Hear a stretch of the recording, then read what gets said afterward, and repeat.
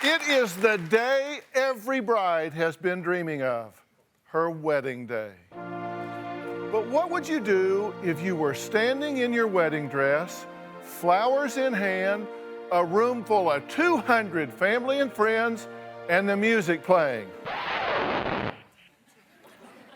But no groom. That's exactly what happened to my first guest, Dee. She spent months planning every little detail of what she thought would be the perfect wedding day. But when it came time for her to walk down the aisle, one big detail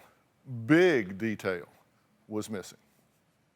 Danny and I were together for about a year, and we were engaged for about 7 months. We invited around 200 people. My father spent around $40,000 on the wedding. I was someone who wanted to be married very badly. On the day of the wedding, we got to the Sportsman's Lodge. It was about 15 minutes before the wedding was supposed to start. My mom's best friend came in and she told me that no one had seen the groom, that she didn't even think that anybody that was invited on his side was actually there. I knew in my heart that something was wrong, and so I sent my maid of honor to get over to my apartment. When she got there, she called me and she said that she went inside and saw that the television was gone and a lot of other property was gone too. He literally left me at the altar. I was just shocked and I was panicked. I was scared because I had all of those guests out there that I had to go face. I don't feel betrayed by him. I was betrayed by him. He called me that morning and said, "I will see you later today and I love you." I really feel nothing for him except contempt. Every woman fears this, right? I mean, you see these stories and you talk about like being left at the altar, and everyone wants to know, oh my God, what happened? How did this unfold? What was the deal? Now, you had no idea he wasn't showing. No, he called me that morning. I went to my parents' house to get ready at about 8 o'clock in the morning. He called right as I was arriving at my parents' house. And he said, "I'll see you later today. I love you." And that was the last I heard of him. When he did not show up at the wedding, I was livid. She was devastated, and she didn't deserve it. And I was hyperventilating for a while, and I was freaking out. He was an absolute coward. The way he did this was with malice. I'm still angry.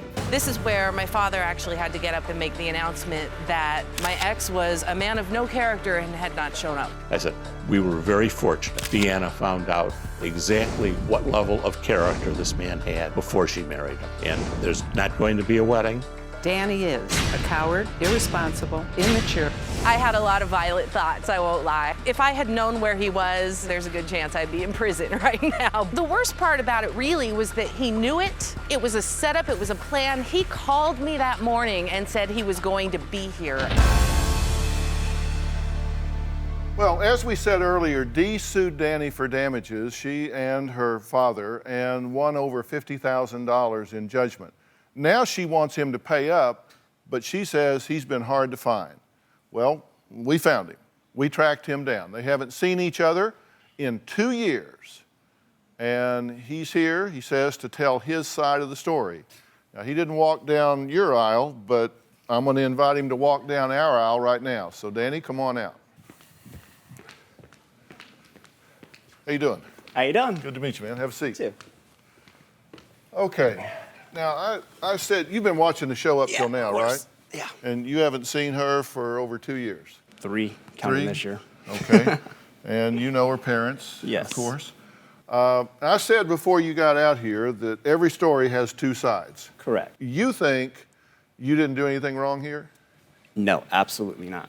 How can you not do something wrong and leave her at the altar? Because I called it off the night before, basically. Well, that in itself is kind of late. We got, yes, I know. We got in a big argument. The relationship was up and down the whole time. I took a lot of abuse from this woman, overall. Yeah. From this woman, verbally. Give me an example. She was on bipolar pills for anxiety, antidepressants. I'm sorry, that's a lie. No, it's not. That's a lie. No, it's not. I mean, look at my medical records. I was not on medication. Yes, she was. He's, I mean, look he's at lying her temper. to you. He is lying to you. I did not want to put up with this. Are you sure y'all Did aren't he married? just say? No. Did he really just say, "Look at her"? I mean, look at her would- temper alone. I'm sorry. This is a man who's been fined by the courts for contempt of court. Was Did you ordered win to. anything out of it? No, you garnished wages, but you didn't get anything. Do you think this makes you look good? I felt a lot of pressure, I think, at that time that, oh, I'm in my mid-30s, I need to be married. And, honestly, at the end of all of this, I do have to say I am a better person because I have never once in my entire life since that day ever felt like I need to be married. However, that's no excuse for what he did. You did that to yourself. You knew I wasn't going to show up. I didn't. Oh, You did. You know what? The judge, two judges decided I forfeited you were at that. fault. I didn't show up. You were there. You I ran showed up. away. I and didn't wouldn't come show back. up. I didn't show you up. were there. I didn't that show up. morning, the judge You didn't ordered have you a trial back, against me. and I didn't you show up. come back, and you were fined. You did for not it. have a trial against me. I did not show No, up. they did. You just didn't show up. Forfeited. It wasn't. Well, I that's- figured there was nothing financially these people would could like- take me for. Let me ask about the timing here. She went to the venue, according to her, expecting to get married. Yes. And you didn't show. Yes. And while she was there, that's when you chose to go to the apartment and get your stuff? Get my things out of it. How did you know she wasn't going to be there if you didn't know, if she already knew there wasn't going to be a wedding?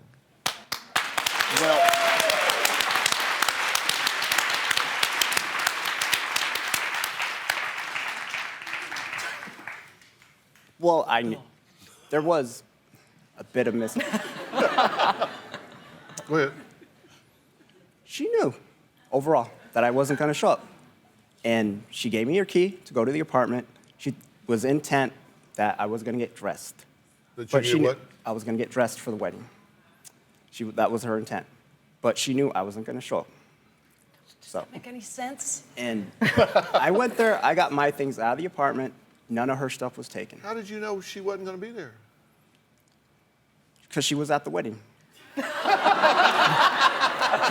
everybody hearing that? Listen, I'm trying to understand. If the wedding was called off and she well knew it, what would make you think she would be at the venue to humiliate herself as opposed to Because being at that's the what she apartment? did. She wanted all the attention for herself. You thought she would spend 5 or 6 hours in her wedding dress, celebrating with her family, taking No, pictures, I would. and then go to the venue to I show would. up and get ready to walk down the aisle only to be told that you weren't showing up. You thought that was her idea of getting attention?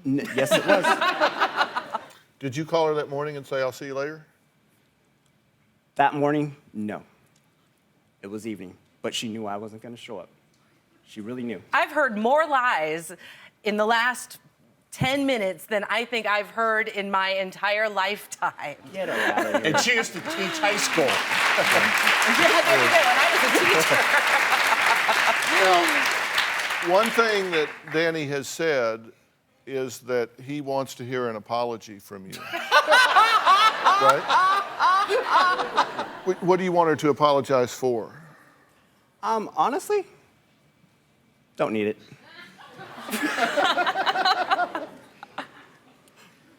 And what do you want from him? Money. Exactly. You're not going to get it. Let me assure you that. You know him as the heartthrob seeking a second chance at love on the hit TV series, The Bachelor.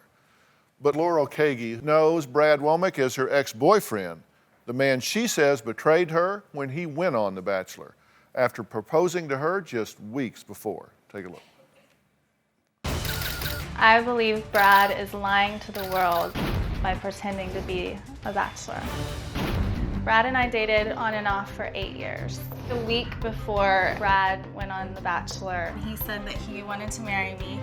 I was in such shock that I didn't say yes.